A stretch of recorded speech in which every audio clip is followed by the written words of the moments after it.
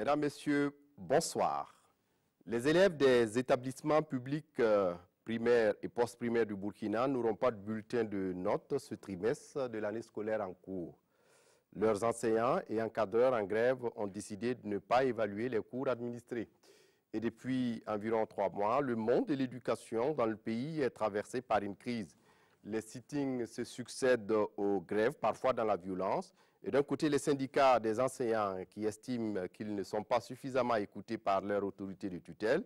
Et de l'autre côté, le gouvernement, la main sur le cœur, qui affirme traiter les plateformes revendicatives dans le cadre du dialogue global avec les partenaires sociaux. Mais comment en est-on arrivé là? Quelles sont les conséquences de ces mouvements sur l'avenir du système éducatif au Burkina? Les élèves doivent-ils payer pour les querelles entre employeurs et employés? C'est le débat de ce jeudi. Et pour controverse de ce jeudi, je suis avec Jean-Martin Koulibaly, ministre de l'Éducation nationale et de l'alphabétisation. Bonsoir. Bonsoir. Merci d'être venu pour le débat. Également avec nous, M. Mamadou Baro de la FSINTER. Bonsoir. Bonsoir. Merci d'être venu pour le débat. Également avec nous, M. Souleymane Nia de l'UNAPSB, l'association l'Union des parents d'élèves. Bonsoir. Bonsoir, M. Kinde. Et puis avec nous également Abdul Karim Bitienga du SINATEB. Bonsoir. Bonsoir, M. Kinde. Alors, depuis 3 mois maintenant, je l'ai dit d'entrée de jeu, les élèves et leurs encadreurs connaissent un certain nombre de troubles, pour ne pas dire que le monde de l'éducation connaît des troubles. Il n'y a pas d'évaluation, les sittings se succèdent aux grèves et finalement, à qui la faute, M. Barreau? Merci, M. Kindo. Je voudrais d'abord, avant de répondre à cette question, féliciter la TNB pour cette initiative. Il est important que sur une situation comme celle-là, les acteurs qui sont au premier plan puissent rendre compte. Parce que, effectivement, nous avons en charge les enfants. Nous devons expliquer pourquoi la situation est comme ça. De nous offrir cette occasion, nous vous en remercions sincèrement. À qui la faute? Bien évidemment, pour nous, c'est le gouvernement qui n'assume pas son rôle sur la question de l'éducation. Il n'assume pas son rôle. Notre plateforme, quand on la regarde, elle porte sur 4 points principaux. Le premier point, c'est la situation même des personnels en termes de statut qu'il faut valoriser. C'est la question de l'accès. C'est la question de la qualité et c'est la question de la revalorisation de la fonction. Nous disons que le gouvernement est responsable parce que sur ces différentes questions, depuis que nous sommes entrés dans les programmes d'ajustement structurel, nous faisons du surplace quand nous ne reculons pas de façon constante.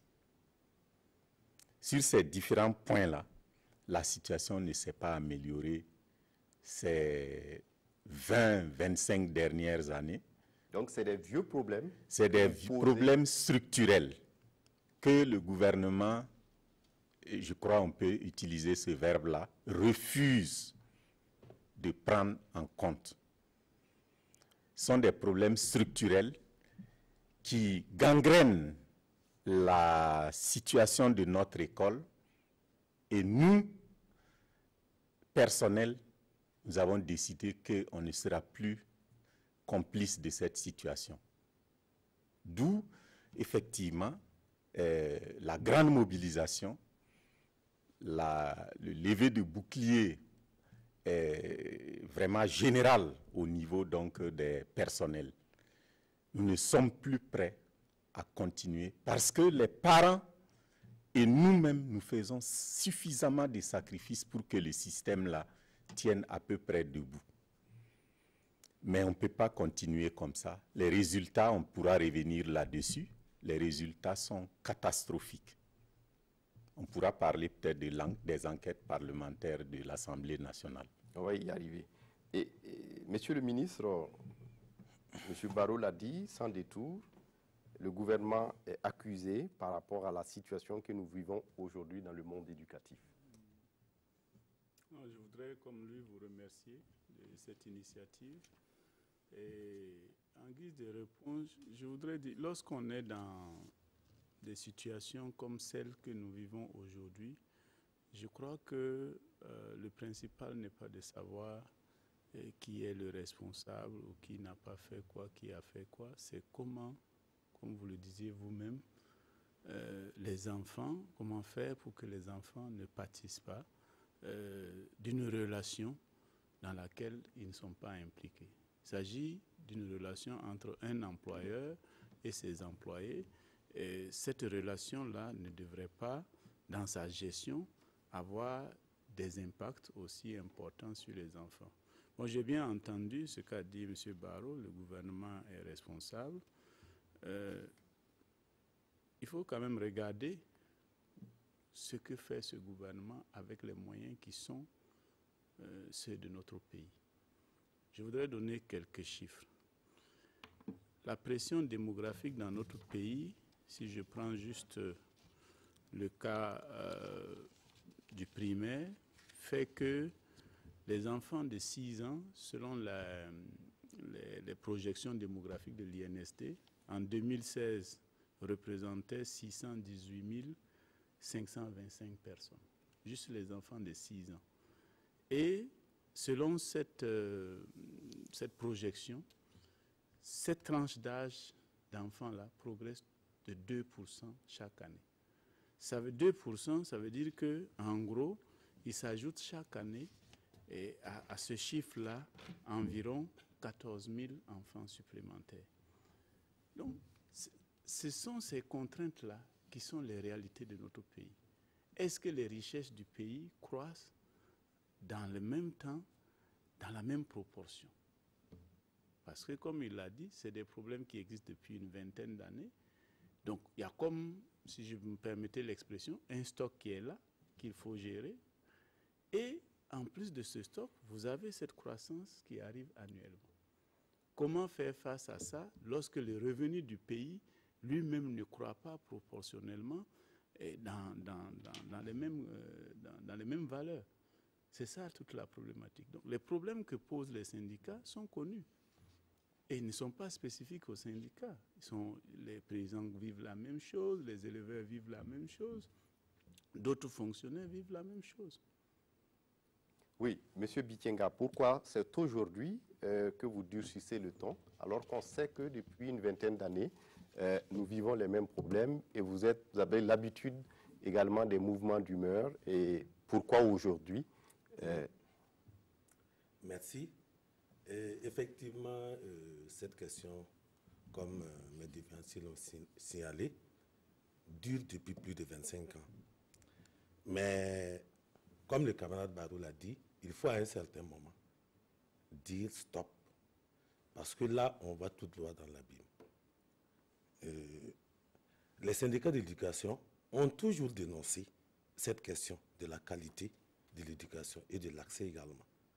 Depuis ces 20 ans, ces syndicats ont toujours dit au gouvernement, résolvons le problème. Et vous savez que ce problème s'est même aggravé et on a trouvé que la réforme du système éducatif était nécessaire à un certain moment. Ce qui s'est passé avec la loi d'orientation de 2007. Mais jusqu'à ce jour, et rien de cette loi n'a été appliqué. Rien ou presque rien. Donc, fallait-il, parce que le problème dit depuis 20 ans, continuer à cautionner ce sacrifice de nos enfants, le sacrifice des enfants de la nation. Voilà pourquoi, pour cette année, la coordination, très tôt à la rentrée, a fait savoir au gouvernement que cette année, ça devrait être le début de la prise de conscience de la situation de l'école burkinabé, la situation déplorable de l'école burkinabé. La plateforme a été déposée. Il n'y a pas eu de suite. Il y a eu une grève d'avertissement de 48 heures. il n'y a pas eu de suite. Il y a eu un deuxième préavis de grève pour 96 heures, avec les mesures que vous connaissez. Et rien n'a été fait. Donc, la responsabilité incombe bien au gouvernement. Et, à un certain moment, la coordination a dit non. Et nous rendons coupables, nous rendons complices si nous continuons à accompagner nos enfants dans ce système éducatif en déliquescence-là. Donc, vos revendications concernent non seulement l'amélioration de vos conditions de vie, mais est-ce que la qualité du système également a son compte? Oui, c'est principalement de ça qu'il s'agit. Quand vous prenez le premier point, l'adoption d'un statut motivant, on dira non, c'est pour nous. Mais en réalité, nos collègues aujourd'hui, nos camarades sur le terrain aujourd'hui sont complètement démotivés. Est-ce que vous pensez que des éléments motivés et frustrés peuvent donner une éducation qui puisse propulser le Burkina dans le développement? Jamais. Quand vous parlez de motivation, c'est le salaire, c'est les revenus? Non. En fait, un statut particulier n'a pas pour objectif seulement la question pécuniaire. Il y a également un aspect moral. Reconnaître la spécificité de la fonction enseignante peut contribuer déjà comme une première source de motivation. Les questions pécuniaires, naturellement, vont s'en suivre. Voilà. Et c'est le deuxième élément. Donc, ce n'est pas seulement une question de finances. Et ce n'est pas une question. Nos revendications ne portent pas seulement sur nos conditions de vie, mais ça porte surtout sur l'école burkinabé. C'est un cri d'alarme que nous lançons. L'école burkinabé, depuis longtemps, se meurt. Et à un certain moment, il faudra que les autorités, si tant est que nous aspirons à un avenir meilleur, c'est à travers cette école-là. Et pour l'instant, de notre analyse, de l'analyse de la coordination, cette école ne peut nous mener nulle part. Voilà pourquoi à un certain moment, il faudrait que l'on se démarque et qu'on dise ce qui doit être dit. Monsieur le ministre, la situation est si catastrophique que ça? Moi, je voudrais quand même relativiser. Cette école ne peut nous mener nulle part, mais nous tous qui sommes assis ici, nous venons de cette école. Est-ce que nous sommes nulle part? Donc, je crois que c'est très burkinabé, cette façon de s'auto-flageller. Il y a des difficultés qui sont réelles, j'en conviens avec eux. Mais je voudrais rappeler quand même le contexte qui a rendu ces situations peut-être beaucoup plus difficiles pour des pays comme les nôtres. Il y a 25-30 ans, il y a un certain nombre de considérations qui n'étaient pas à l'ordre du jour, telles que par exemple l'obligation scolaire. Peut-être du temps où vous êtes allé à l'école, il n'était pas considéré que c'était à systématiser que tout le monde aille à l'école. Aujourd'hui, aller à l'école est considéré comme un droit. On exige de tous les régimes que tous les enfants en âge d'aller à l'école aillent à l'école. C'est une contrainte qui est nouvelle depuis un certain temps, c'est vrai, mais qui impose aux États d'avoir des ressources additionnelles pour le prendre en charge. Il y a d'autres dimensions, l'égalité et de traitement filles-garçons. Ce sont des engagements internationaux qui sont très pertinents, hein, je ne veux pas les remettre en cause, mais qui ont induit de nouvelles contraintes dans la gestion de l'école. Il y a la question de la gratuité. Hein.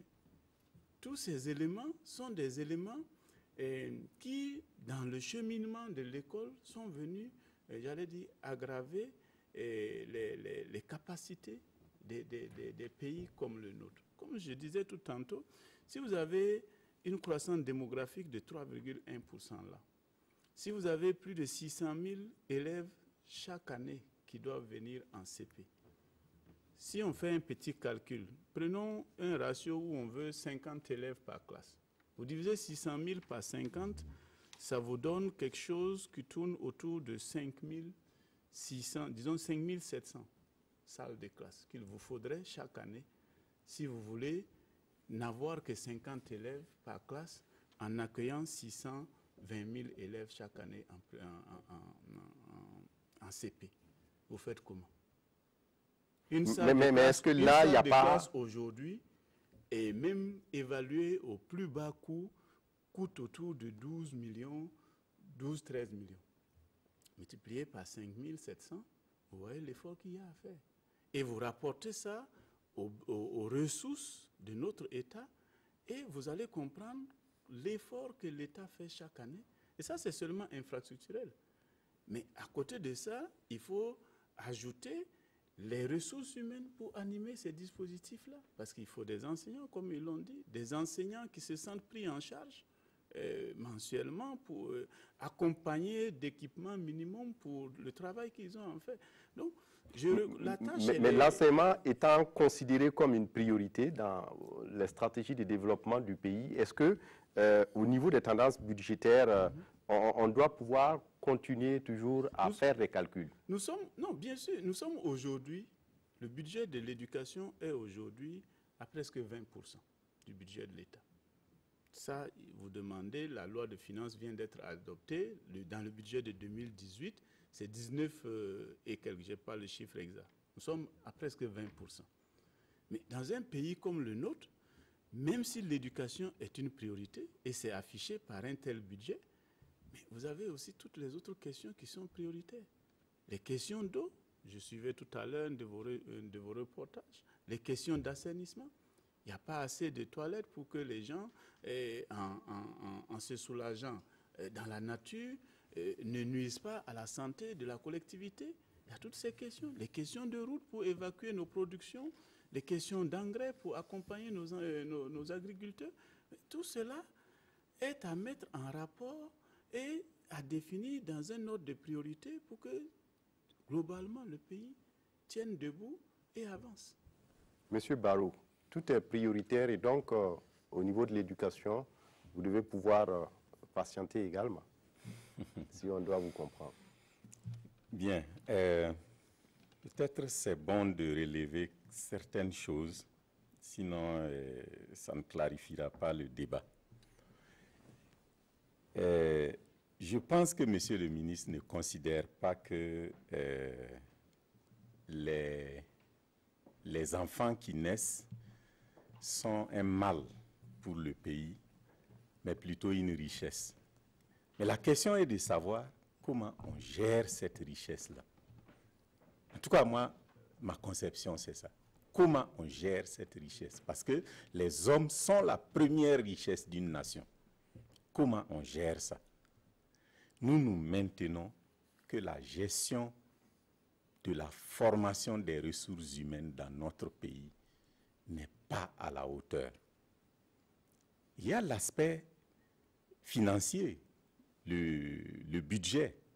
Effectivement, il est toujours à 17-18%. Monsieur le ministre dit que pour l'année à venir, ça sera 19 et quelques. Ben, on va voir. Mais il n'y a pas que ça. Récemment, il y a une commission parlementaire qui a recommandé 35%. 35%. D'aller à 35%. Voilà. Et historiquement, l'évolution du monde moderne, en tout cas au XXe siècle, on a constaté que les pays qui s'en sont sortis ont mis l'accent sur l'éducation. C'est clair. Ça nous amène à parler un peu de la question des revenus. Je crois que quand on parle de notre pays qui n'a pas les moyens, il faut qu'on se comprenne bien. On n'a pas dit, nous enseignants, on ne demande pas les salaires, 3 000 € qu'on paye à un professeur français. C'est parce que nous, on demande. On ne demande pas les 500 000 francs de salaire mensuel des professeurs au Gabon, 500, 600 000 francs. C'est parce qu'on le demande. On demande simplement. Vous demandez quand même un statut particulier. Que nous soyons traités de la manière qui permette effectivement à ces personnels-là de travailler dans des conditions qui leur permettent de produire des résultats. Avec un statut particulier. La question du statut n'est qu'un aspect la question du statut n'est qu'un aspect. Les conditions de travail sont contre-productives dans l'éducation. Les effectifs pléthoriques.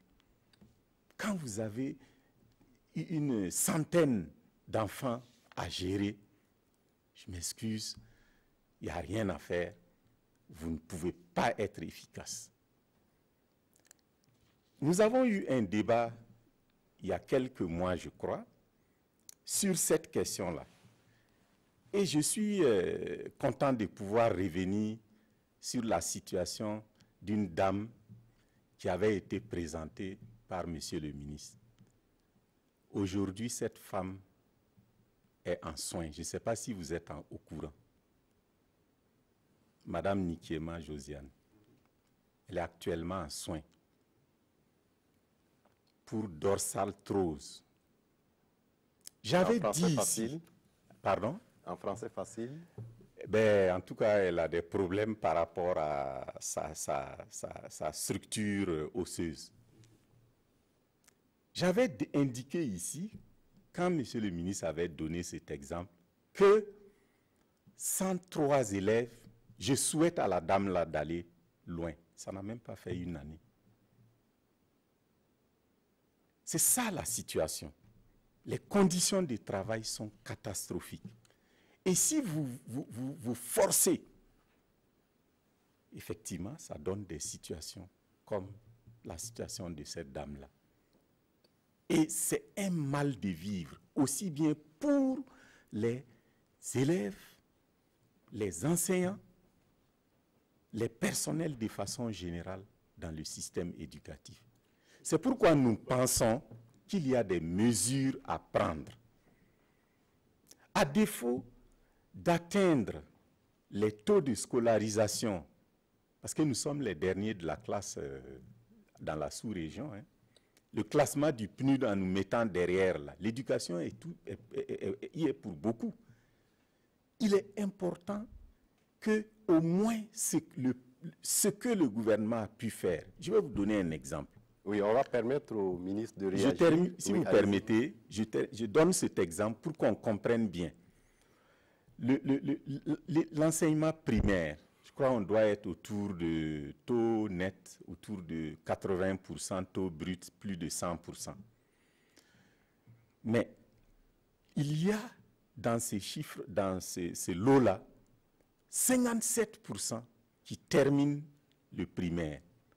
Ça veut dire qu'il y a 43% qui ne le terminent pas. Et on dit que lorsque les enfants n'arrivent pas à chose, ils retombent en analphabétisme. C'est un peu comme si on était, le peu de ressources qu'on mettait, parce qu'on n'a pas créé les conditions, le peu de ressources qu'on met là, c'est comme si c'était du gaspillage. Oui. C'est pourquoi nous disons que ça ne peut pas continuer. Monsieur le ministre, ça ne peut pas continuer. Non, je voudrais d'abord dire que les préoccupations qui sont posées, le gouvernement les prend très au sérieux. Si le gouvernement a accepté d'examiner, c'est parce que le gouvernement est conscient qu'il y a effectivement des demandes qui sont pertinentes. Nous allons regarder ce qui est possible dans les limites toujours des ressources de ce pays-là. Parce que... Et avant de développer, je voudrais revenir au cas de la dame. Je crois qu'il ne faut pas tirer des raccourcis. Je n'étais pas informé qu'elle était malade, mais je ne peux pas laisser dire ici que sa maladie tient du fait qu'elle avait 103 élèves ou elle a forcé. Voilà. Les gens. Monsieur Barrot, vous n'avez pas la parole. On peut très bien se renseigner. La dorsalthrose. Oui. Monsieur Barrot, vous n'avez pas la parole. J'ai mal au dos. Je n'ai pas une classe de 103 élèves, mais j'ai mal au dos. Donc, je ne pense pas qu'on puisse faire une liaison aussi mécanique. Et puis, je crois que ce que j'avais dit la dernière fois, et qui pour moi est un message fort, vous savez, la question de l'éducation, c'est la conscience de ceux qui l'animent, qui produisent le résultat. Vous pouvez mettre les gens dans les conditions. Si la conscience de faire le résultat n'existe pas, vous n'aurez aucun résultat. Ça, vous le savez aussi, n'est-ce pas? Donc, je veux dire que tout n'est pas une question de conditions. C'est également, et il est heureux de le constater dans notre système, parce que quand on compare Et là également, je ne suis pas tout à fait d'accord avec vous. Peut-être sur le rapport du PNUD, nous sommes derrière un certain nombre de pays de la sous-région, mais en matière d'éducation, hein, le dernier rapport du PASEC montrait que le Burkina, pour la lecture, était insuffisamment bien placé par rapport à des pays comme le Sénégal ou la Côte d'Ivoire. On était devant. Et par rapport aux mathématiques également, on peut ressortir ce rapport. Là-dessus, il faut dire que les acteurs de l'éducation au Burkina, et je voudrais saluer ça, font effectivement de grands efforts pour que notre système ait les résultats qu'il a, et il faut s'en féliciter. Et cet effort-là doit continuer, parce que comme je l'ai dit, un gouvernement, de façon réellement, de façon terre à terre, est-ce qu'on pense réellement qu'un gouvernement a un intérêt quelconque à mettre son propre système d'éducation en difficulté pendant qu'il en a les moyens? Je crois que, quand même, de façon... le bon sens veut que non. Ça veut dire quoi? Ça veut dire que, comme je l'ai dit tantôt, c'est un ensemble de priorités prégnantes dans lesquelles il faut encore faire des priorités. C'est ça la réalité de nos pays. Justement, pour ce cas précis, c'est vrai qu'on a des pays, je ne vais pas citer des pays, parce que je suis membre d'un gouvernement, où ils donnaient des salaires mirobolants, mais regardez la qualité du système là-bas.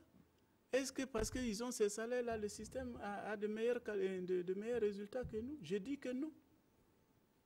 Oui, mais par rapport à la gestion de la crise actuelle, oui. On a comme l'impression que le gouvernement a fait preuve au départ d'un peu d'amateurisme. Vous avez affaire à des problèmes anciens, vous avez affaire aux mêmes partenaires, mais on a eu l'impression quelque part qu'il a manqué le dialogue au départ pour pouvoir discuter. Il n'a jamais manqué de dialogue. M. Barrow est là, M. Bikenga est là. Depuis que je suis arrivé aux affaires, nous avons institué ensemble un cadre de dialogue régulier, chaque trimestre, qui s'est régulièrement tenu depuis 2016. Quand je reprends même les éléments qu'ils ont évoqués, la plateforme elle a été déposée à la journée de l'enseignant, le 5 octobre, n'est-ce pas? Dès le 9, le gouvernement avait reçu le préavis de grève, 4 jours après. Et la grève, moi j'étais en déplacement avec le président, nous sommes rentrés, je crois, le 16 octobre.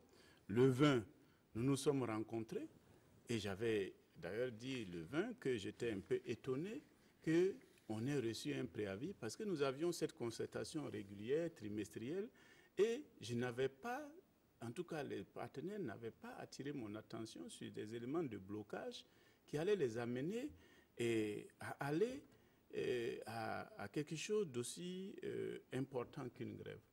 On s'est expliqué ce jour, ils ont attiré mon attention pour dire que c'est des revendications qui datent de plusieurs années, qu'ils attendaient que le gouvernement ait réagi beaucoup plus rapidement là-dessus. J'ai dit, OK, nous prenons acte, je vais consulter le gouvernement et nous allons leur revenir. Et dans ce laps de temps, les grèves de 26 et 27 ont été exécutées, malgré qu'ils ont eu toute l'opportunité de rencontrer son Excellence le Premier ministre, qui leur a dit, à leur demande d'ailleurs, qu'il allait prendre en charge lui-même le dossier, qu'il les a informés qu'il mettait en place une commission pour traiter de ces préoccupations et formuler les réponses du gouvernement, et souhaiter que, nonobstant donc ces éléments, les partenaires sociaux puissent lever la grève parce que les conséquences peuvent être importantes pour notre système. Ça n'a pas été le cas.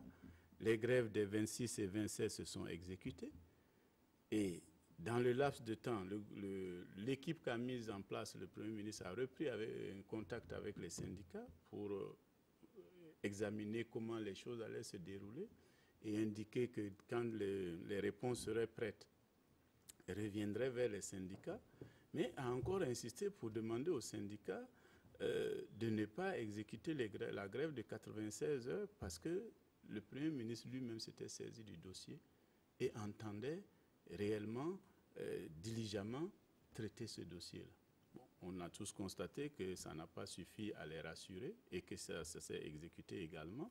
Donc c'est pour dire que il n'y a pas eu vraiment de rupture de dialogue. Je pense qu'il y avait peut-être une certaine ambiance qui n'a pas permis aux deux parties d'être plus sereins sereine sur ces questions-là. Et c'est vraiment déplorable qu'on soit arrivé à ces éléments-là parce que ça a bien sûr eu des conséquences sur le système. Oui, M. Souleymane Nia, vous êtes de l'UNAPESB, l'Union des parents d'élèves, nationale des parents d'élèves.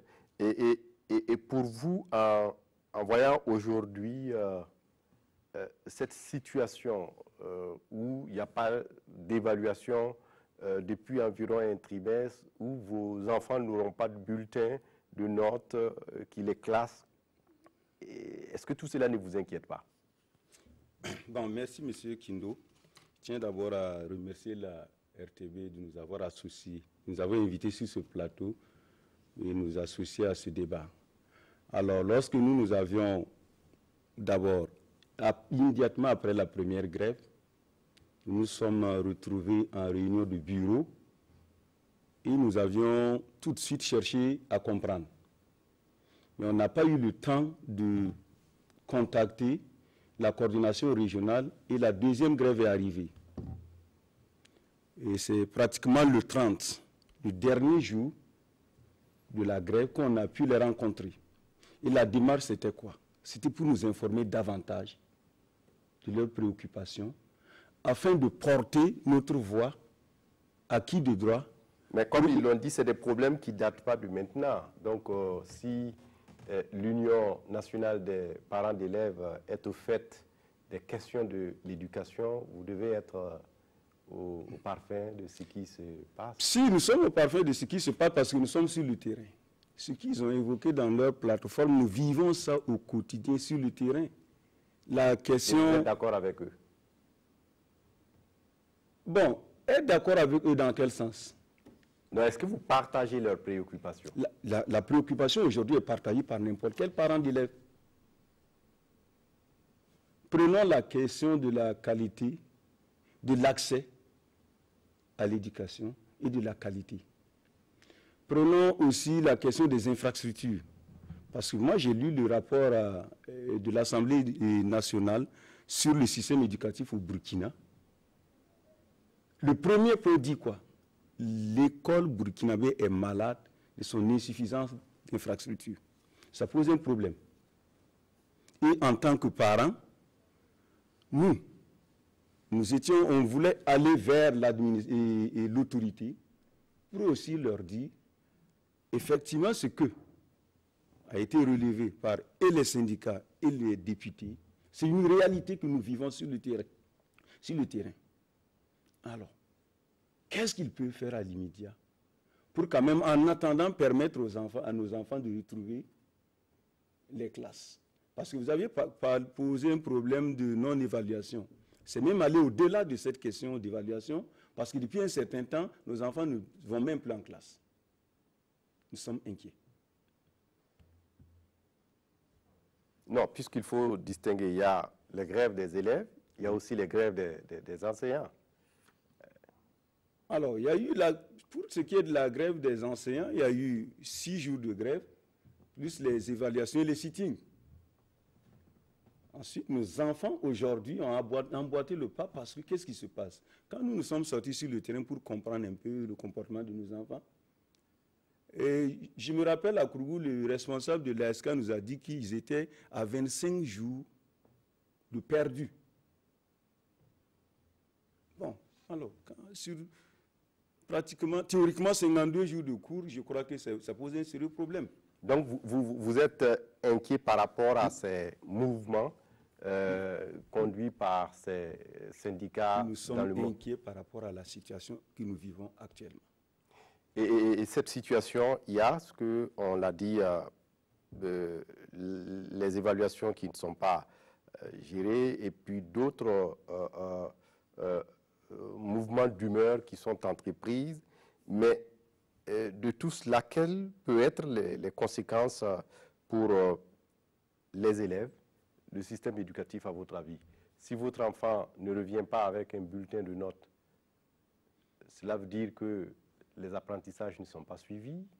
Si les apprentissages ne sont pas suivis, parce que c'est l'évaluation qui permet même à l'enseignant de recadrer son travail. Alors, si nos enfants ne sont pas évalués aujourd'hui, ça pose un problème. Mais maintenant, le problème n'est pas ce qui est passé. Nous, notre souhait à l'heure actuelle est que quand même à la reprise, que la situation revienne à la normale. Monsieur Bikenga, monsieur le ministre, vous voulez... Je voulais dire 2 mots par rapport à ce qu'il a dit.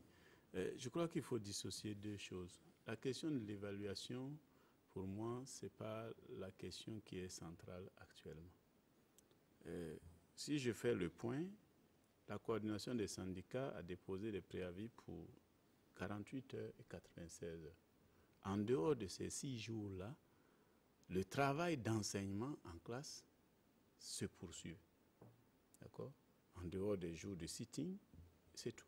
Et c'est les jeudis, de 7 heures à 10 heures, selon ce que, en tout cas, le papier que nous avons eu. Donc, si les acteurs ont assumé ce qu'ils ont décidé, en dehors de tout cela, les cours ont eu lieu. L'évaluation, c'est quoi? C'est mesurer ce qu'on a enseigné. Donc, si on a enseigné, si on n'a pas pu évaluer, à tout moment, on peut décider d'évaluer et on saura à quel niveau se situent les enfants. Ce qui est regrettable ici, et c'est ça qu'il faut souligner, on a assisté à une situation quasiment confuse, où c'est comme si un certain nombre d'acteurs trouvaient prétexte à ne plus faire leur travail. Oui. À commencer même par les enfants. Avant-hier, je les ai reçus au ministère, je leur ai dit, les 96 heures de grève de vos enseignants sont finies. Vos enseignants sont dans les établissements en train de vous attendre et vous êtes absents. Et j'ai appelé dans les différents établissements, les enseignants étaient dans les établissements, mais c'est les élèves qui n'étaient pas là. Parce que les enseignants ont respecté ce qu'ils avaient décidé. Après les 96 heures de grève, ils faisaient cours. Mais selon leur porte-parole, ils exigent des évaluations. Ils exigent d'être notés pour le travail. Comme je dis toujours, ce n'est pas l'enfant qui va décider de qu'est-ce qu'on doit faire dans le cadre de son éducation. Sinon, on sort de la route. Si l'enseignant qui a lui-même le problème avec le gouvernement dit qu'il a fait grève, maintenant, il reprend les cours, c'est en ce moment que l'enfant lui-même dit, maintenant, moi, je ne fais pas cours, je vais sortir pour réclamer les évaluations, mais on marche sur la tête. Et on aurait voulu qu'à ce moment-là, chaque parent ait pu asseoir son enfant pour lui dire, là, tu es en train d'aller au travers de ton propre avenir. En dehors même du primaire simplement, tous les autres niveaux, que ce soit le post-primaire ou le secondaire, même si l'enseignant ne vient pas en classe, si c'est des enfants qui sont soucieux de leur avenir, ils peuvent travailler ensemble. Il y en a qui sont un peu plus avancés que d'autres, ils peuvent se faire des groupes de travail. Mais comme je le dis, les enseignants même étaient là, mais c'est les enfants qui n'étaient pas en classe. Donc il y avait quelque chose ici à déplorer, parce que le contexte a créé une situation, comme je disais, où où un certain nombre d'acteurs se sont mis dans des comportements complètement inexplicables. Oui. Monsieur Bikenga, je le disais, vous avez une plateforme revendicative, mais on se pose aujourd'hui la question par rapport au mouvement, le rythme que le mouvement a pris aujourd'hui. On se pose la question, est-ce que, quelque part, cela ne va pas contribuer à trucider le système tout court? Oui, c'est... Et si vous êtes d'accord, vous serez responsable? Non, nous ne portons, comme on l'a dit dès le départ, nous ne nous sentons pas responsables de toutes les conséquences fâcheuses qui peuvent survenir de ce mouvement. On ne va pas revenir sur ce que les camarades Barreau a déjà eu à dire. Nous avons notre plateforme qui est déposée. Le gouvernement... Mais quelle est la responsabilité d'un enseignant qui administre des cours et qui n'arrive pas à pouvoir les évaluer? Oui, mais c'est par rapport à une situation. C'est par rapport à une situation où il n'est pas écouté. Il utilise ce moyen pour se faire entendre. Et ça a été officiellement dit. Mais est-ce que ce n'est pas dangereux à la longue? Oui, je vais vous surprendre, mais nous estimons que les éventuelles conséquences qui peuvent survenir de ce mouvement sont peut-être dangereux, sont peut-être graves. Mais, monsieur le ministre disait tantôt qu'on peint tout en noir. Mais en réalité,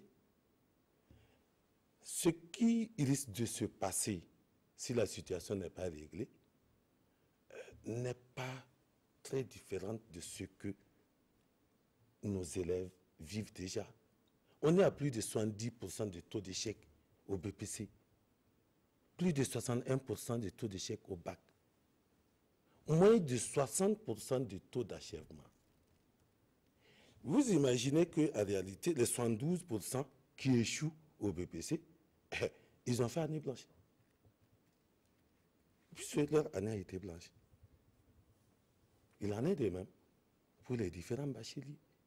Ceux qui quittent le système parce qu'ils n'arrivent pas à tenir à cause des effectifs pléthoriques, parce que leurs conditions d'études ne leur permettent pas de poursuivre, et ils quittent le système.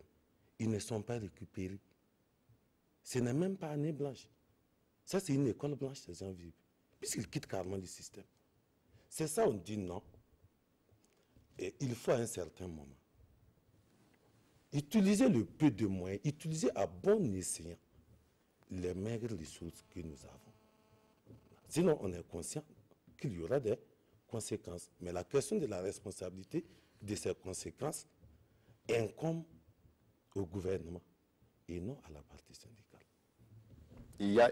Oui, monsieur le ministre. Non, je pense il y a Norbert Zongo qui avait dit quelque chose de très vrai. Il avait dit, si on a le courage de dire tuez-le, il faut avoir le courage de dire c'est moi qui ai dit de le tuer. Si on a le courage de dire, de prendre une décision pour aller en grève, il faut avoir le courage d'assumer les conséquences de cette décision. Ce n'est pas le gouvernement qui leur a dit d'aller en grève.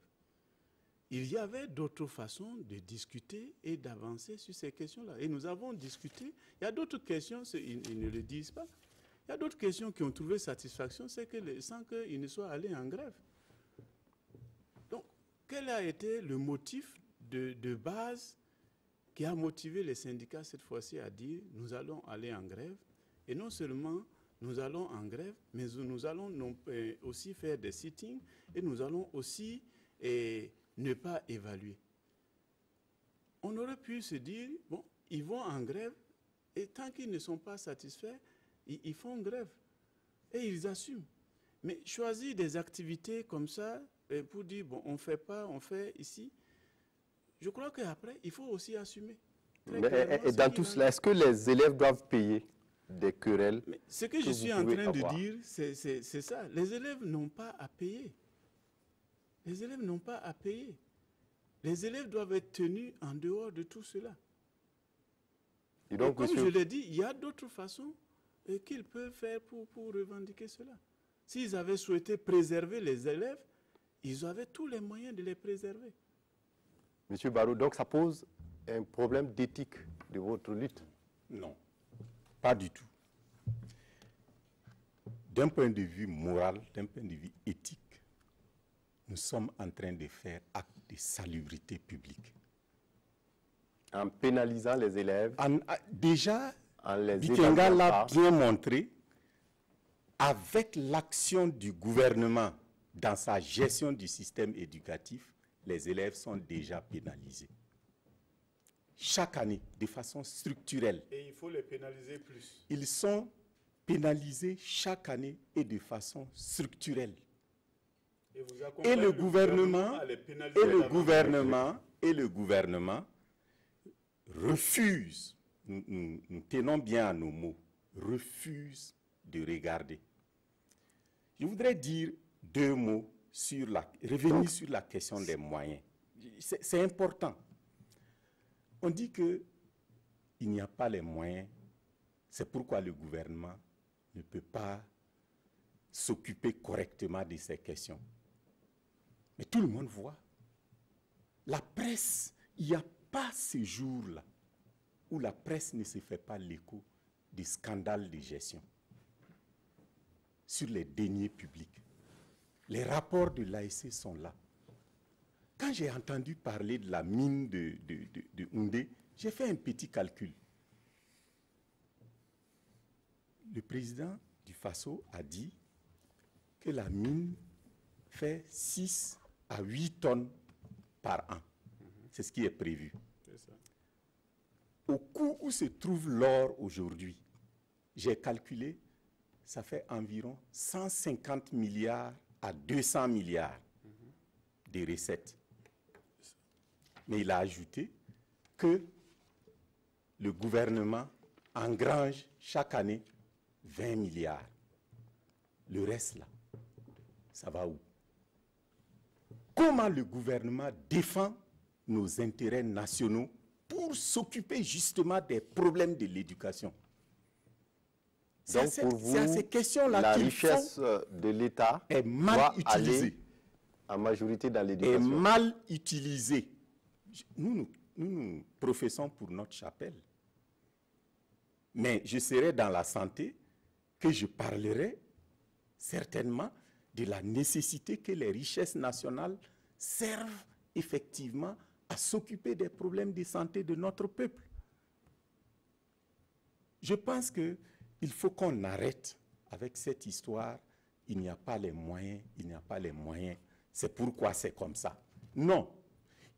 Monsieur le ministre a dit que est-ce que raisonnablement, c'est une question de bon sens, je reprends son terme, un gouvernement peut-il chercher à nuire à son système éducatif? Le constat que nous on fait, c'est que le gouvernement a fait des options. L'option de la privatisation, on peut donner les chiffres.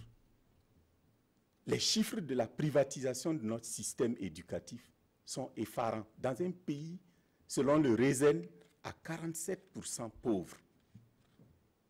Comment on peut comprendre que le privé se développe de cette façon et le public n'est pas exempté? Ce sont des choix.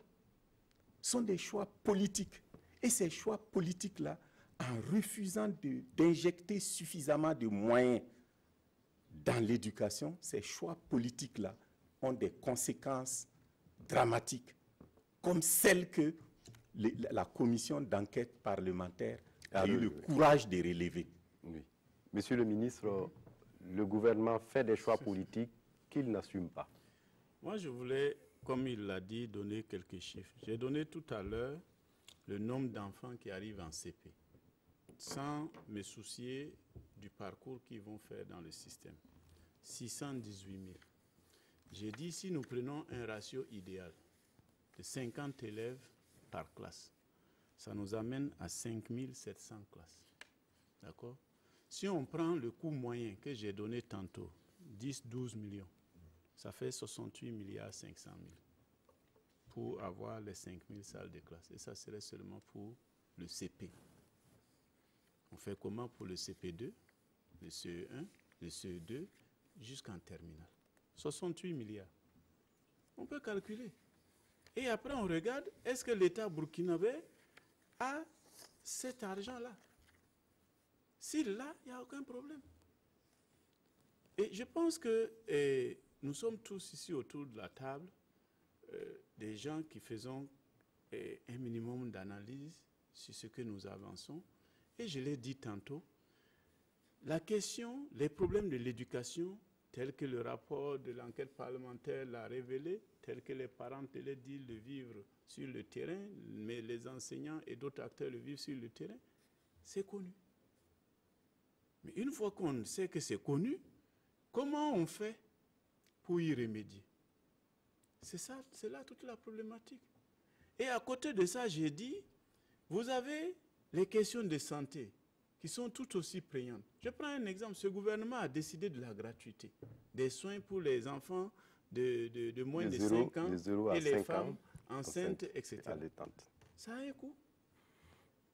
Ce gouvernement a décidé d'accélérer l'assainissement et l'accès à l'eau potable. Ça a un coût. Vous regardez, en matière d'infrastructure, vous avez vu le nombre de routes qui sont mises en chantier.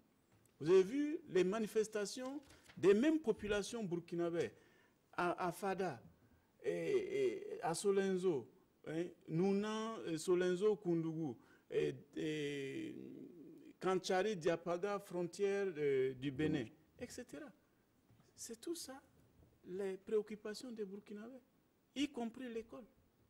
Donc, que fait le gouvernement? Mais on regarde et on fait, comme il l'a dit, les orientations qui permettent de prendre en charge les priorités selon le classement que nous en avons fait. Et j'ai dit, pour nous, l'éducation est une des priorités. C'est pour ça que le budget de l'éducation fait 20% du budget de l'État. Monsieur Nia, par rapport justement à ces conséquences qu'on peut avoir de ces mouvements sur le système éducatif, on a comme l'impression qu'au niveau des parents d'élèves, vous êtes un peu comme quelque part désarmés, si on peut le dire ainsi, puisqu'on ne vous entend pas suffisamment sur la question. Bon, dire qu'on n'est pas entendu sur la question, moi je crois que non. Parce que nous avions rencontré la coordination syndicale. Et nous leur avons dit, nous les avons écoutés.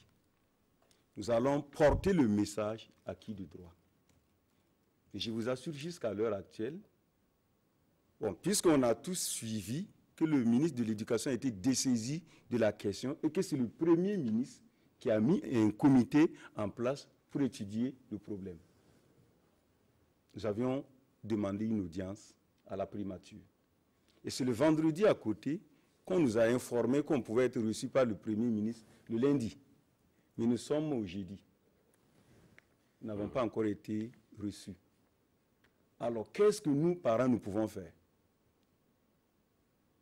Sinon, nous sommes effectivement désarmés. On ne sait plus où mettre la tête. Alors, lorsque j'ai suivi un peu monsieur le ministre qui disait, bon, effectivement, quand tu attrapes ton enfant dedans, tu lui dis, écoute, va en classe. L'enfant, il arrive, je prends l'exemple des sittings de jeudi. Les enfants, ils savent que de 7h à 10h, il n'y a pas cours. Ce n'est pas sûr qu'en quittant la maison, même ils vont se pointer à l'école pour faire les 2 heures qui restent. Ça, c'est un problème. Moi, je reviens sur la question d'évaluation. Effectivement, on peut évaluer après, mais combien de temps? Alors, si on perd trop de temps dans cette question de non-évaluation, alors les évaluations qui vont suivre après ne seront pas des évaluations objectives. Alors, retenez que nos enfants aussi ne bossent que lorsqu'il y a des devoirs. Quelle que soit votre pression à la maison, l'enfant n'ouvre le cahier que lorsque son professeur lui dit qu'il y a devoir. Vous pensez qu'après 2 mois, l'enseignant, il vient, il a toute une pile de connaissances qu'il a données à l'enfant, il veut évaluer. Vous croyez que l'enfant pourra s'en sortir? Ça, c'est une autre question. D'accord. J'avais dit au départ que nous avons ouvert une ligne de téléphone. Nous avons M. Toé de Ouaga qui souhaite intervenir. Bonsoir, M. Toé. Oui, bonsoir. Quelle est votre question? Tout à l'heure, le syndicat a parlé du taux de réussite aux différents examens, au CEP, au bac. On a un problème de retour sur ce plateau. Bon, je disais tout à l'heure, c'est bon? Monsieur Toé, on ne vous entend pas. Allô, vous m'entendez? Allô? Allô? On n'entend pas Monsieur Toé. Voilà, donc sur la plateforme facebook.com/controverse-RTB, Monsieur Victor Nyankara pose la question au ministre. Est-ce que ce gouvernement a réellement une politique de développement? Les acteurs de l'éducation sont plongés dans une précarité sans précédent. C'est encore eux que le gouvernement se livre à une campagne de dénigrement. Vivement que le dilatoire cesse. Également, M. Ahmed Sawadogo, sur la plateforme Facebook, pose la question au ministre. Après tout ce qu'on a vu, ministre très occupé pour recevoir les syndicats, agents non mandatés après 11 mois d'intégration, pourtant en service risque d'une année presque blanche ou à la limite bâclée. Estimez-vous que vous êtes toujours légitime au MENA? Et puis, Monsieur Kwadima, Kwanda plutôt, Madino, qui espère que on pourrait trouver le syndicat de son côté doit pouvoir mettre de l'eau dans son vin pour qu'on évite à notre système éducatif une année blanche. Est-ce que M. Toé est là ou pas encore? On va permettre au ministre de répondre à ces préoccupations de ces internautes avant de revenir dans le débat. D'abord, sur la première question, en matière de politique, je crois que quand même l'auditeur lit. D'abord, le président a battu campagne sur un document de campagne dans lequel la politique qu'il entendait mettre en œuvre dans le secteur de l'éducation est clairement campée. Je crois que nous n'avons pas le temps pour que je la rappelle ici, mais il peut se référer à cela et même au PNDS. Deuxièmement, il parle de dilateur dans le rapport avec les syndicats. C'est un mot qu'on entend souvent, qui est un peu galvaudé d'ailleurs. Mais je voudrais dire, et j'ai répété ici, au ministère de l'Éducation nationale, nous avons 21 syndicats.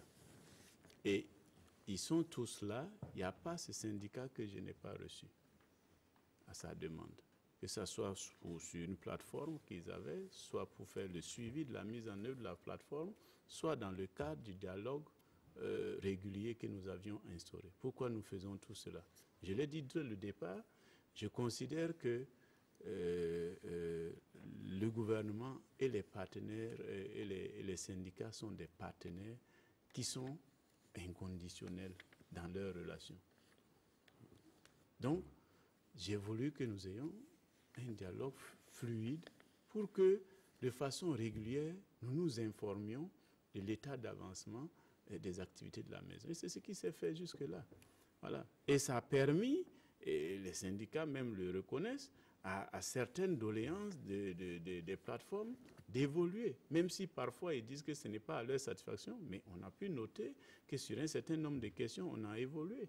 Les questions de prise en charge pour l'encadrement, les questions d'organigramme, les questions de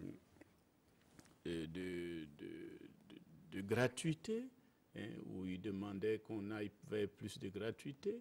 Ce sont des questions sur lesquelles nous avons avancé, avec leur concours, en les impliquant. Donc, je voudrais dire ici qu'il n'y a pas de mauvaise volonté de la part d'aucune partie. Et il nous faut juste continuer à rechercher la solution pour le bien de notre système. Bon, après, il demandait s'il y a de la légitimité ou pas. Bon, pour moi, je ne me pose pas cette question. Moi, je vais au travail tous les jours pour essayer d'avancer sur les missions qui m'ont été confiées. C'est ma seule préoccupation. Quand je vais me coucher, je fais le point. Quand je me lève le matin, je vois comment je peux avancer sur les missions qui m'ont été confiées. Et avec le concours de tout le monde, c'est ce que j'attends pour que nous puissions relever ce défi qui est très important pour notre pays, avoir une réelle éducation de qualité pour tous. Mais il faut intégrer, et pour finir sur cette question, que tout ici et maintenant ne sera pas possible pour aucun pays. Ça fait 27 ans, c'est vrai que certains problèmes sont là. On ne va pas pouvoir, en 2 ans, évacuer 27 ans de problèmes. Ce n'est pas possible. Donc, nous faisons la part, notre part de travail, et notre gouvernement viendra compléter. Oui, et M. Barrow, on estime que les syndicats souvent en font trop. Et un internaute suggère que vous mettez un peu de l'eau dans votre vin. Est-ce que vous avez même déjà du vin? La question est là. Mais peut-être c'est l'occasion, parce que depuis le début, M. le ministre insiste beaucoup sur les efforts qu'il a fait, que le gouvernement fait pour le dialogue.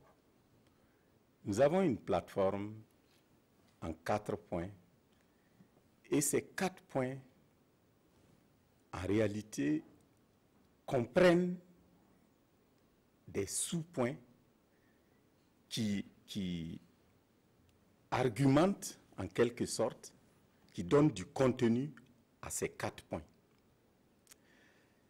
Sur ces 23 points, le gouvernement peut nous dire là où il a eu des réponses convaincantes. Monsieur le ministre a cité quelques exemples, mais rapidement, c'était difficile d'en trouver beaucoup d'autres. C'est ça, on peut le C'était prouver. difficile d'en trouver beaucoup d'autres. Mais si c'était... Parce que poser les problèmes comme ça, c'est poser l'irresponsabilité des syndicats. Et ça, moi, je ne peux pas accepter. Nous ne sommes pas irresponsables. Depuis que ce gouvernement est venu, ça fait combien de temps?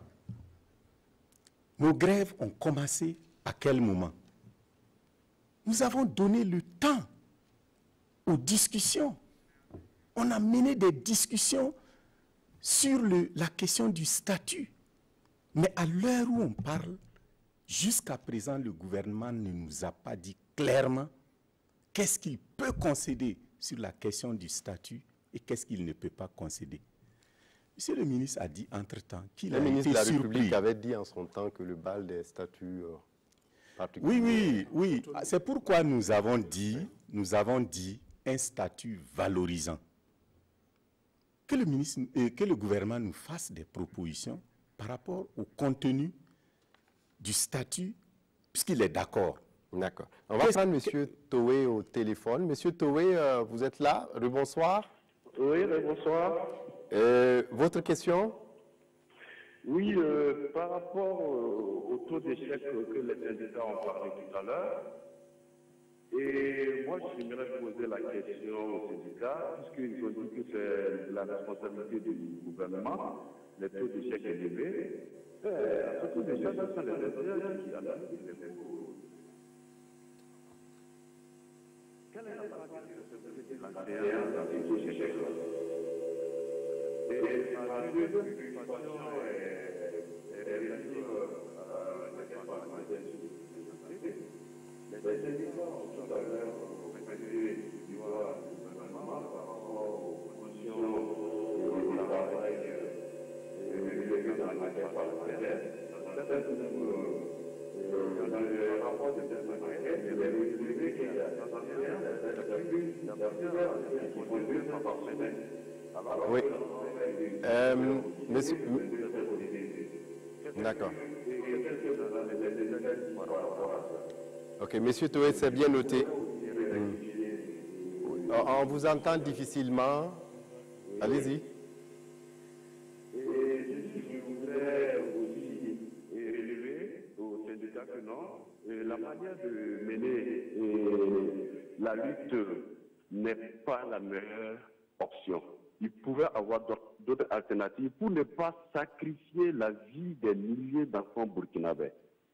Il faudrait que dans la lutte permanente pour améliorer les conditions de vie et de travail, c'est une lutte noble, mais il ne doit pas prendre en otage l'avenir de ces milliers d'enfants qui, du reste, n'ont pas demandé, ne sont pas ni au début ni à la fin de leur combat. Donc, je souhaiterais qu'ils reprennent les discussions avec le gouvernement et que le gouvernement aussi prête une oreille attentive à leurs préoccupations, comme c'est déjà le cas, le ministre l'a déjà relevé, que dans les discussions, il n'y a que ceux qui ne parlent pas qui ne peuvent pas s'entendre. Dans les discussions et dans les débats, ils vont trouver toujours un point commun et ne pas compromettre l'avenir du Burkina Faso, des enfants du Burkinabé. Merci à vous, Monsieur Toé, d'avoir appelé pour ces questions pertinentes. Alors, Monsieur Barrault, Monsieur Toé estime que vous dites qu'avec des classes pléthoriques de plus de 50, il n'y a pas de résultat, mais voilà. Et quelle est la responsabilité de l'enseignant si, par exemple, il y a des taux d'échec dans des classes de moins de 50%, par exemple, 50 élèves, par exemple? Bon, je constate que, M. Toé en a après surtout les syndicats et les enseignants. Apparemment, il ne voit pas les responsabilités du gouvernement, mais ça, c'est sa lecture. L'échec des élèves est une catastrophe pour l'éducateur parce que c'est comme si, moralement, son travail ne lui procure pas satisfaction. C'est comme s'il travaillait. Monsieur le ministre a dit au début de ce débat qu'il reconnaissait que les personnels, les enseignants, donnaient beaucoup d'eux-mêmes.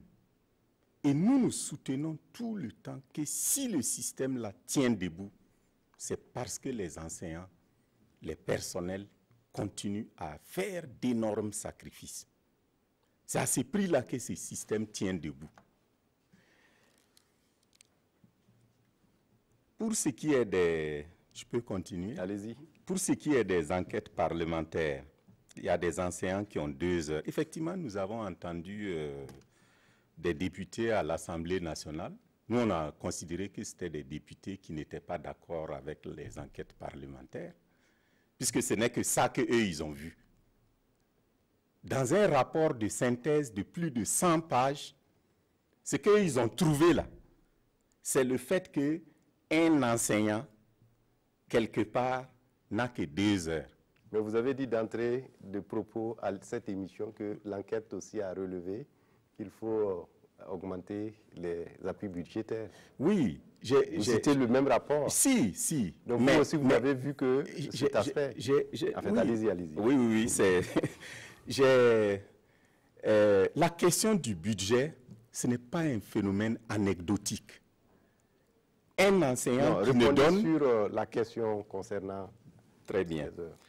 Un enseignant qui donne 2 heures, ça c'est de l'anecdote. Par contre, augmenter le budget de l'État dans le système éducatif, ça c'est une question structurelle, relevant d'une politique qui prend en compte effectivement l'importance du système éducatif pour notre pays. La manière de mener la lutte, bon, je crois que M. Toé doit être modeste pour laisser aux syndicats, parce que c'est notre travail, la responsabilité de savoir comment gérer. Regardez les mots d'ordre là. Il y a des secteurs où les mots d'ordre se sont faits d'une façon qui n'a rien à voir avec ce que nous avons fait. Une lutte, une grève, forcément il y a des dommages. Mais nous avons voulu organiser nos mots d'ordre de sorte que les dommages ne soient pas irréversibles. Et nous disons... Mais avec des dommages collatéraux également. Nous disons, une grève, vous connaissez une grève qui ne fait pas de dommages? D'accord. Il n'y en a pas. L'objectif même de la grève, c'est interpeller le patron par rapport à une situation qui ne va pas. Mais nous sommes conscients de l'état déliquescent du système éducatif et nous avons organisé les mots d'ordre de sorte que l'activité principale, qui est l'activité d'enseignement, ne soit pas compromise. C'est pourquoi, il y en a, si vous allez sur les réseaux sociaux, vous entendez parler de grève illimitée, etc. Nous avons dit, nous interpellons les autorités, mais nous sommes conscients des sacrifices des parents d'élèves. Il l'a bien expliqué. Donc vous avez changé de façon de lutter nous par rapport avons, au passé. Nous avons On va entendre compte. M. Haruna Ouattara de Bobo avant de revenir à vous. Monsieur Ouattara, vous êtes là, bonsoir. Oui, je suis là, M. Kindo. Oui, allez-y. Oui, en fait, moi, j'ai une question pour M. le ministre. Et tantôt, il a parlé de la gratuité de l'éducation. Et il a également parlé en disant qu'on a pratiquement 600 000 enfants chaque année à scolariser et que l'éducation est gratuite. Mais pourquoi rendre l'éducation obligatoire alors que le gouvernement n'a pas les moyens pour assurer vraiment leur éducation? Est-ce que le gouvernement réellement a déclaré cette gratuité juste pour faire plaisir aux populations? Sinon, comment comprendre qu'on puisse déclarer cette gratuité et ne pas vraiment assurer les mesures d'accompagnement? Et ma deuxième question, c'est toujours dans le volet et donc des effectifs dans les classes. Quand nous voyons aujourd'hui dans les villes comme Bougou de la Sour et Ouagadougou, les classes sont surchargées. Et à notre grande surprise, on se rend compte que dans certaines circonscriptions de Bobo, on est en train de... Les enseignants qui sont doublés dans les classes pléthoriques, de 90, 100 et quelques, on est en train d'affecter d'autres. Et les enseignants restent seuls. Face à un effectif de 100 élèves, qu'est-ce qu'un enseignant peut vraiment faire? Est-ce qu'on n'envoie pas nos enfants vraiment en pâture? Est-ce que réellement un enseignant avec 100 élèves, il peut vraiment travailler? Quand on sait que sous d'autres cieux, les effectifs ne dépassent pas 25 élèves, là, en ce moment, la responsabilité de l'enseignant est vraiment engagée. Et je voudrais profiter aussi de dire à un auditeur qui a parlé donc, des échecs qui retombent aux enseignants. Non, moi je pense que à partir du moment où les effectifs sont vraiment respectés, on ne peut pas parler de conséquences au niveau des enseignants. Une fois que les enseignants ont des effectifs raisonnables, vous verrez que le système va mieux se porter. Mais avec ces effectifs pareils, il faut toujours s'attendre à ce que l'éducation continue en tout cas à baisser au niveau de notre pays. Merci à vous, M. Ouattara, d'avoir appelé. Merci pour vos questions. Et donc, la question de la gratuité. Non, je voudrais dire à M. Ouattara, la question de la gratuité, c'est un principe. Et lorsqu'on se fixe une ambition, c'est pour pouvoir travailler à la réaliser. Et j'ai dit tantôt, il a parlé de deux choses très importantes, l'obligation et la gratuité. En fait, quand on dit gratuité, c'est peut-être même un terme qui est abusif parce qu'on sait que l'éducation coûte, n'est-ce pas? Voilà, donc ça veut dire que gratuité ici, ça veut dire que c'est l'État qui prend en charge le coût de l'éducation et qu'on dispense les parents d'avoir à payer pour que leurs enfants bénéficient de l'éducation. Et quand j'ai dit que le gouvernement fait des efforts, si on prend le point et avant que ce gouvernement soit en place, effectivement, dans les systèmes publics, au primaire, au post-primaire, au secondaire, et il y avait même une différence avec l'enseignement technique, il y a un certain nombre de taux qui sont pratiqués. Nous avons analysé et cette année, nous avons pris un arrêté après avoir fait des simulations sur quelle pouvait être la contribution de l'État pour qu'on continue d'avoir les moyens de travailler. Et nous avons pris un arrêté pour réduire ces différents frais qu'on demandait aux parents aux différents niveaux. Ça, c'est un. Ça, c'est pour dire que nous allons vers l'effectivité de cette gratuité, mais nous n'y sommes pas encore. Parlant de l'obligation, il demande bon, pourquoi on veut rendre obligatoire si on ne peut pas prendre tout le monde. Je pourrais lui retourner la question. Si on ne prend pas tout le monde, qui est-ce qu'on laisse dehors? Donc la responsabilité d'un État, c'est la question du droit. Donc nous devons organiser le maximum que nous pouvons pour que tous les Burkinabés aient accès à l'école. C'est une question d'équité entre les Burkinabés, c'est une question de droit. Mais encore une fois là-dessus, et le terrain le dit, ça ne date pas d'aujourd'hui, entre la volonté de faire et les moyens pour le faire, il y a effectivement cette distance-là ou cette différence où nous ne sommes pas encore arrivés à accueillir tous les enfants qui sont en âge scolaire dans notre système. Bon. Ensuite, il a parlé des cas de Bobo. Nous avons effectivement un problème de gestion des effectifs. Mais c'est également un passif qui est là. Tout le monde sait que dans les villes, nous avons plus de concentration de fonctionnaires qu'au niveau rural. Maintenant, en termes de gestion, comment, sur quels critères on organise la sortie des uns et des autres, ce sont des questions que nous avons mis en réflexion depuis l'année dernière et nous n'avons pas encore trouvé la bonne manière de le faire. Sinon, on sait que, moi j'ai visité des écoles où il y avait trop d'enseignants, c'est connu. Mais sur quels critères on va dire un tel vous sortez et les autres restent, ce sont de ces discussions-là que nous menons. Et dès que nous avons des critères fiables, équitables pour le faire, nous allons le faire. Et enfin, sur l'échec, probablement que celui qui a parlé n'est pas un enseignant parce que sur la réussite, qui est dans notre cas consacrée par l'évaluation, il y a beaucoup de facteurs. L'enseignant peut avoir très bien enseigné, mais on pose la question à l'élève.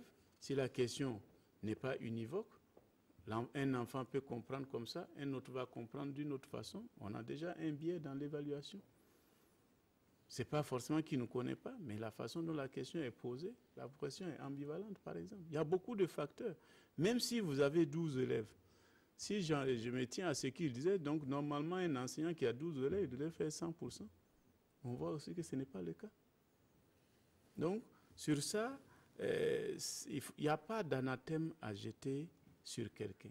J'ai dit, il faut trouver les solutions, il faut étudier le phénomène, il faut voir qu'est-ce qui se passe réellement. Et comme je l'ai dit l'année dernière, il y a des enseignants, même avec des effectifs importants, arrivent à faire de meilleurs résultats que d'autres enseignants qui ont des effectifs normaux, entre guillemets. Donc, il faut se poser la question. Comment celui qui était en difficulté a fait pour avoir de bons résultats? Et qu'est-ce qui s'est passé avec celui qui avait des effectifs pédagogiquement corrects et n'y est pas arrivé?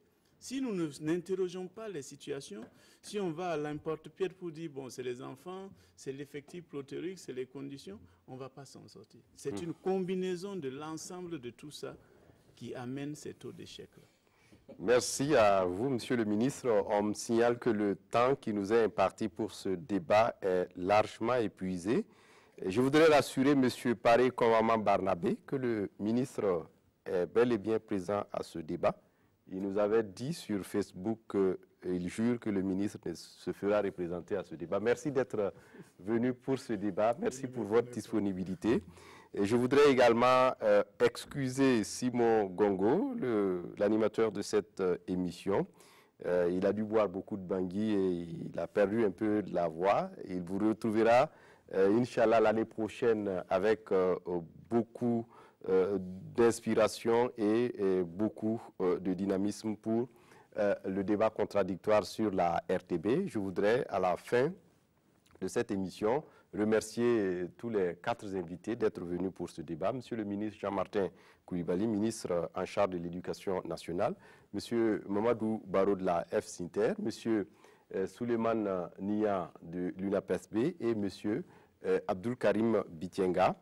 Et c'est la dernière émission de 2017 pour Controverse. Je voudrais à l'occasion présenter nos vœux les meilleurs à tous nos téléspectateurs qui nous ont toujours suivis depuis le début de cette émission et surtout pour cette année 2017, que l'année prochaine nous soit une année de toutes les victoires.